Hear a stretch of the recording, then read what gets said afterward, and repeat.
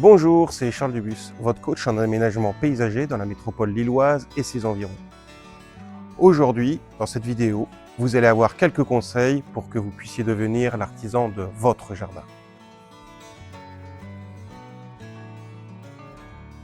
Aujourd'hui, on va voir ensemble comment augmenter les chances de reprise d'un arbre. Alors au niveau de l'irrigation, nous ici dans le contexte de la pépinière, on utilise des petits gouteurs comme ceci. Et une fois que l'arbre sera chez vous, on vous fournit des recommandations sur l'arrosage. On a plusieurs tableaux selon les arbres, les espèces, les tailles des mottes et les saisons pour définir avec vous ce que vous devrez apporter aux arbres. Ça se mesure en quelques arrosoirs par semaine, c'est pas énorme.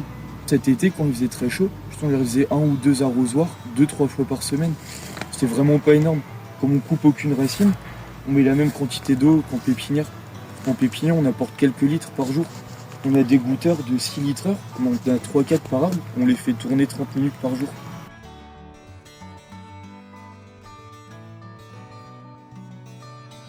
La première année, c'est top d'y faire attention, et même l'année suivante, dans le cas d'une grosse canicule, c'est pas mal de faire attention, voir s'il y a des signes de flétrissement des feuilles, voire même des feuilles qui se mettent à tomber, et là on peut occasionnellement arroser quand même.